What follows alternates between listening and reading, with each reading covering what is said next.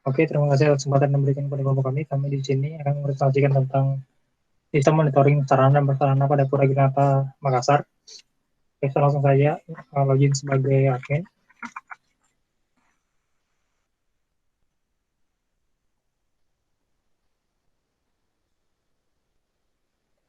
Nah, ini tampilan awal Anda dari eh, program web ini. Di sini ada permintaan peminjaman barang. Ini kan ini kita monitoring sarana dan prasarana pada Pura Ginata. Jadi pihak Pura ingin mengetahui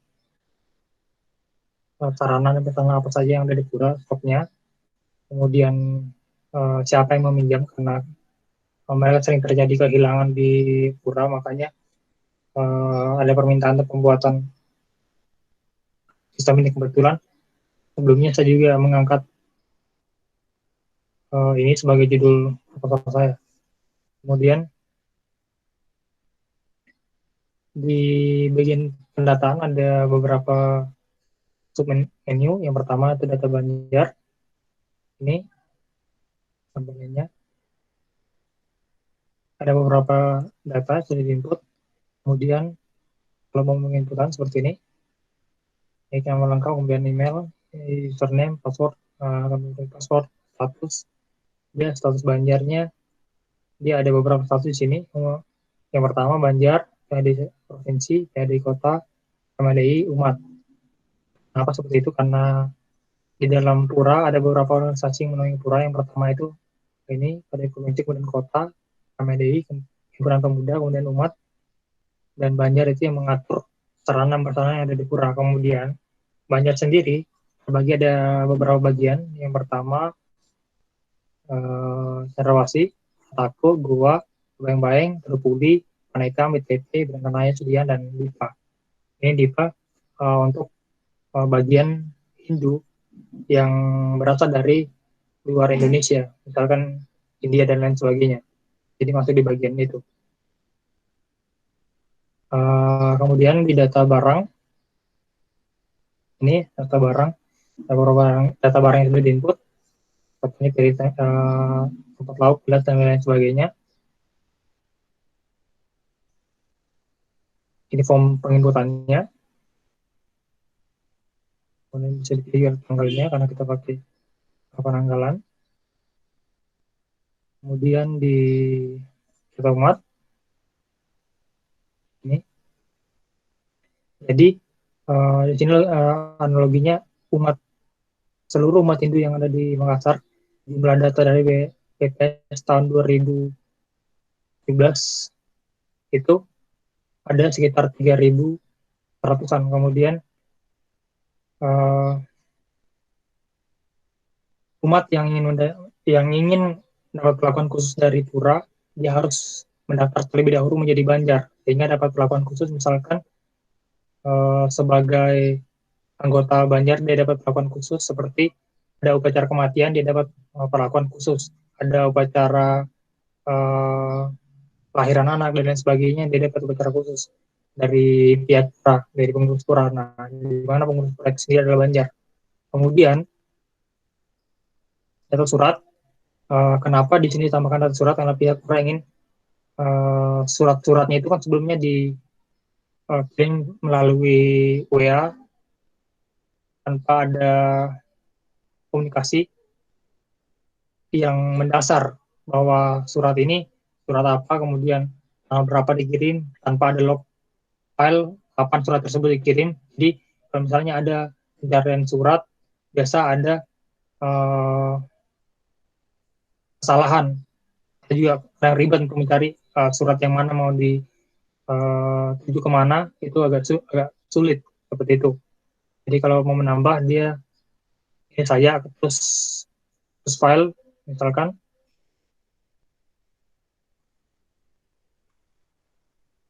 ini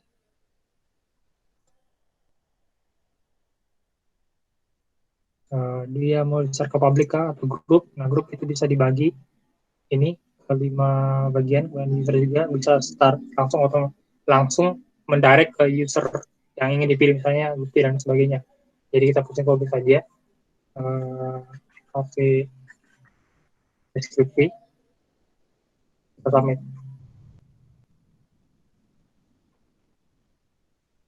Oke, dia sudah muncul di sini. Kemudian informasi pura. Nah, ini informasi pura yang bisa tambahkan itu admin. Kemudian informasi pura apa saja isinya. Informasi pura di sini sendiri cuma informasi mengenai kegiatan pura, kapan ada kegiatan tertentu, jadi informasi tersebut bisa di-share di sini. Seperti itu. Jadi ini cuma seperti ini saja. Jadi bentuk teks saja. Seperti lain berita saja. Kemudian layanan. Nah, layanan ini sederhana saja. Jadi sama seperti informasi pura, dia cuma penginputan jadwal saja, jadwal persembahyangan, karena kan sebelumnya pada penelitian saya awalnya cuma mau menambahkan pendataan saya, tapi pihak pura ingin menambahkan layanan supaya bisa nanti diketahui jadwal persembahyangan seperti ini contohnya misalkan. Nah, itu bisa di-download langsung file jadwal persembahyangannya. Jadi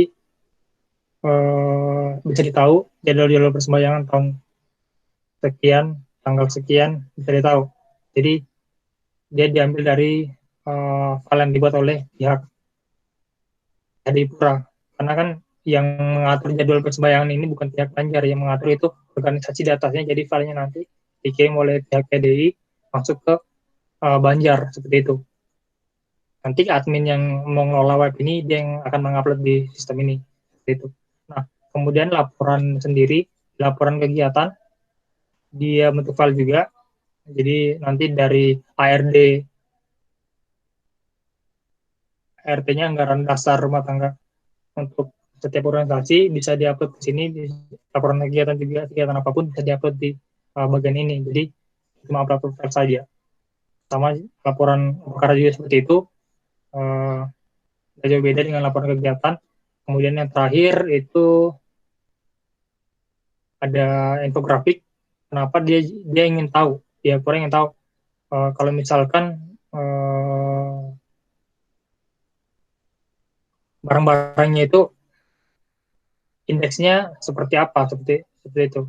Jadi dia pengen tahu jumlah indeks banyaknya barang yang ada, dia pengen tahu. Kemudian harga barang, sepertinya juga grafiknya. Jadi nanti pada tahun ke tahun akan ketahuan perubahan harga barangnya, karena kan setiap tahun itu kenaikan harga nominal mata uang itu naik terus. Jadi kita tahu perbedaan harga di tahun, misalkan tahun 2017 ke tahun 2018 berapa, seperti itu. Kemudian ini jumlah akun pengguna yang banyak itu bisa ditahu juga ada berapa banyak pengguna yang bisa menggunakan, yang masuk di dalam sistem ini. Contohnya ini Banjar ada 5, kemudian ini Umat ada 1, KMD 1, kemudian ini juga 1, seperti itu. Nah, ini kan tadi login sebagai administrator, saya coba logout sebagai user.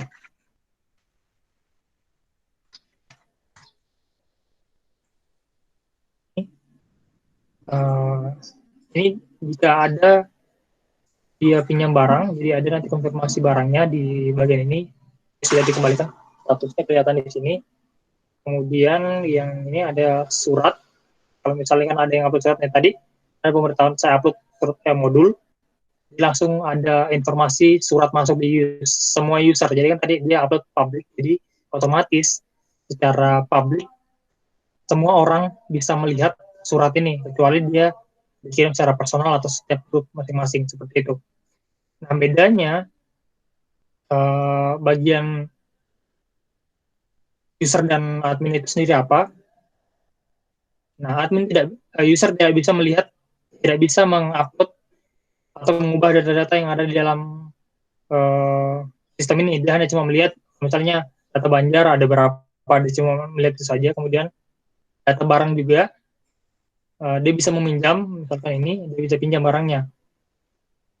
Nah, nanti dia pinjam ada jumlahnya berapa, dan itu tanggal berapa, misalnya tanggal hari ini, dia bisa pinjam tanggal hari ini, kemudian dia mau kembalikan tanggal berapa, misalnya tanggal 26, seperti itu.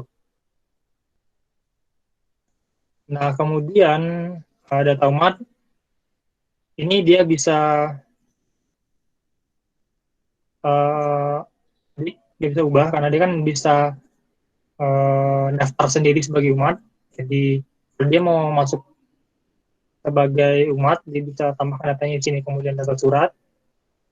Dia juga bisa menambahkan surat, dia bisa berikan ke publik, grup, dan user. Seperti itu. Informasi pura dia dibatasi, tidak bisa menambahkan informasi pura karena bisa ditambahkan oleh admin saja. Begitu juga di layanan, jadwal persembayangan dia tidak bisa tambah, dan juga laporan upacara sama infografik. Jadi cuma bisa melihat, tidak bisa merubah infografiknya. Nah, infografiknya di direct otomatis dari database-nya. Seperti itu. Di database sendiri ada 13 tabel. Seperti yang dikatakan sebelumnya, harus berrelasi atau join tabel. Nah, saya sebelumnya, ini kan memang awalnya tidak berrelasi, tapi keinginannya Pak untuk tambahkan untuk relasi. Saya coba buatkan, ini Daemon 2 ini, tapi dia tidak bekerja. Jadi pada saat saya menambahkan file atau uh, mengirim surat dan lain sebagainya di form ini, misalkan di data surat, kalau saya rubah ini di database-nya di-join-kan, karena kan dia berrelasi, sebenarnya file ini, file, item, dia berrelasi. Tapi kalau misalnya kan saya join-kan, dia tidak mau menarik datanya. Saya tahu juga kesalahannya di mana, seperti itu. Sabar. Error.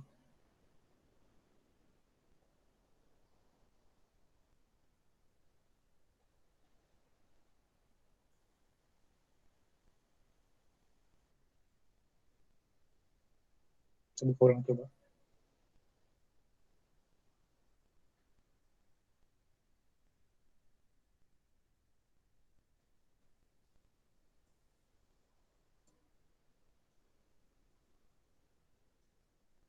Oke. Nah,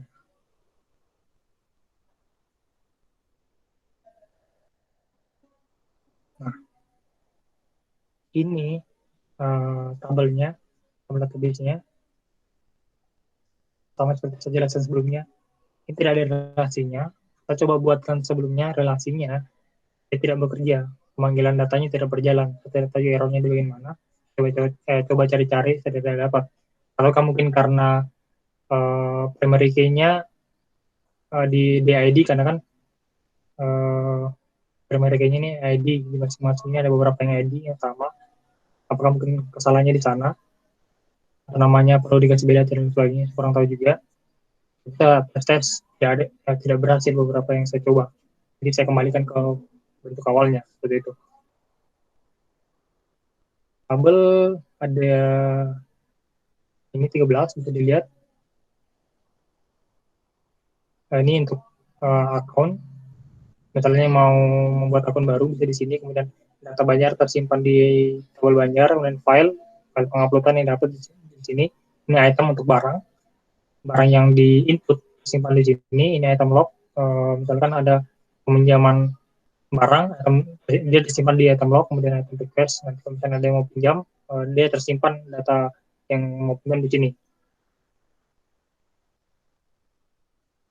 Nah, ini misalkan. Jadi seharusnya sudah dikembalikan, kelihatan di situ. Kemudian laporan kerusakan, ini kalau misalnya ada kerusakan barang, bisa dilaporkan, kemudian apa kerusakannya nanti tersimpan di sini tabel kerusakan, kemudian tabel nama, kemudian tabel pura. Ini untuk nama ini sebenarnya untuk Banjar, nama-nama Banjar. Kemudian ini umat, data sama di sini. Untuk user ada di sini.